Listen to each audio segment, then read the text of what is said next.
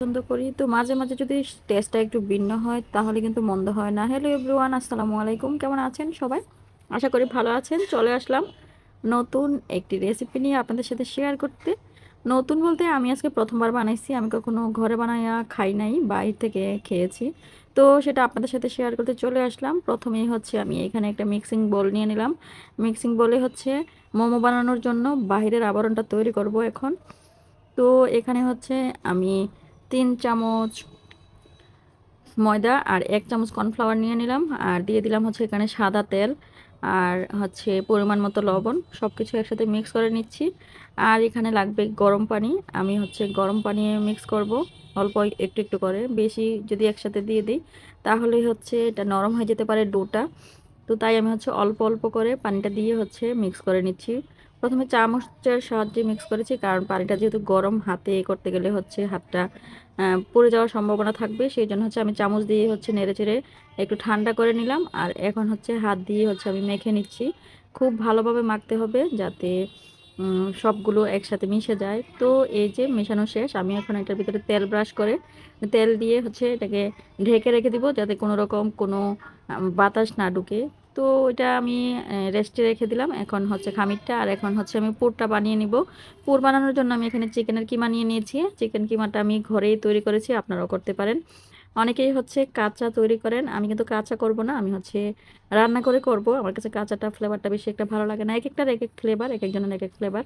তো এই যে আমি কিন্তু কড়াই বসিয়ে এখানে পেঁয়াজ, রসুন আর আদা কুচি দিয়ে দিয়েছি।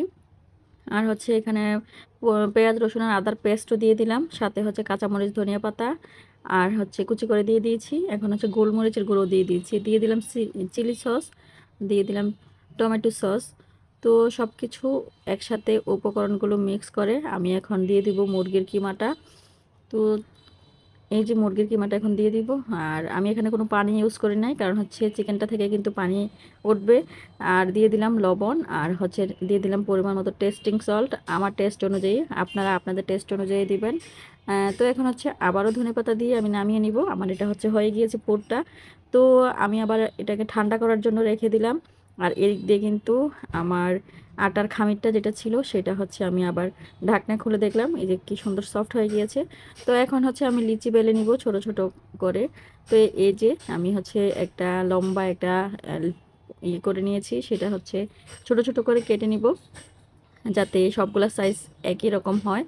তো আপনারাও কিন্তু এভাবে করতে পারেন। আর এখানে কিন্তু আমি ছোট ছোট লিচিগুলো বেলে নিয়েছি। আর লিচি বেলার সময় অবশ্যই খেয়াল রাখবেন মাঝখানটা যাতে একটু ভারী হয় লিচির, আর সাইডে যাতে একটু পাতলা হয়। তাহলে হচ্ছে আপনার মোমোর শেপটা সুন্দর আসবে, কোনো ভাঙবে না, ছিঁড়বে না। তো আর এই যে আমরা এগুলো কিন্তু আমরা এখন বানিয়ে নিচ্ছি। তা আসলেই হচ্ছে এটা হচ্ছে একটা স্বাস্থ্যকর খাবার, প্লাস হচ্ছে মডার্ন খাবার, যেটাকে বাচ্চারা বেশি পছন্দ করে। তো যাই হোক, এই যে এভাবে বিভিন্ন শেপে কিন্তু আমার মোমোগুলো তৈরি হয়ে যাচ্ছে, তৈরি করে নিচ্ছি। আপনারা কে কিভাবে তৈরি করেন জানি না। তো এই যে বিভিন্ন শেপে কিন্তু আমি মোমোগুলোকে তৈরি করে নিলাম। এখন হয়তো স্ট্রিম করব। তো যার বাসায় স্ট্রিম আছে স্ট্রিমে করতে পারেন। আমি হচ্ছে এখানে রাইস কুকার থেকে স্ট্রিমারটা ব্যবহার করেছি। আপনাদের বাসায় যদি কোনো স্ট্রিমার না থাকে তাহলে ঝুড়িতেও করতে পারবেন, গরম পানি বসিয়ে স্ট্যান্ড বসিয়ে। তো যাই হোক, এখন আমি ওইটা বসিয়ে দিয়ে এখন হচ্ছে চাটনিটা রেডি করার জন্য চলে আসছি। এখানে হচ্ছে চিলি ফ্লেক্স, তারপরে হচ্ছে লাল মরিচের গুঁড়ো, ধনিয়া পাতা, আদা কুচি, রসুন কুচি, চিনি, লবণ, এগুলো দিয়ে হচ্ছে সব, আর হচ্ছে সয়া সস এবং টমেটো সস দিয়ে এখন একসাথে মিক্স করে নিব। আর সবার লাস্টে হচ্ছে আমি রসুন আর আদা কুচিটা সরিষার তেলে গরম করে একসাথে দিয়ে দিব। তো হয়ে যাবে আমার মজাদার চাটনিটা। আপনারা কিন্তু খুব সহজে এটা বানিয়ে ফেলতে পারবেন ইনস্ট্যান্ট। এই যে আমার কিন্তু হয়ে গিয়েছে। এখন আমি রসুন গরম করে কিন্তু দিয়ে দিয়েছি, লাল লাল মরিচের গুঁড়ো সহ একসাথে। অনেক টেস্টি হয়েছে, আমার বাচ্চারা খেয়েছে। তো এভাবেই হচ্ছে আমি বানিয়ে নিলাম। আপনারাও বানিয়ে নিতে পারবেন। আমার রেসিপিটা কেমন হলো জানাবেন। আল্লাহ হাফেজ সবাইকে। পরবর্তী ভিডিও দেখার আমন্ত্রণ জানিয়ে আজকের মতো বিদায় নিলাম। শুভ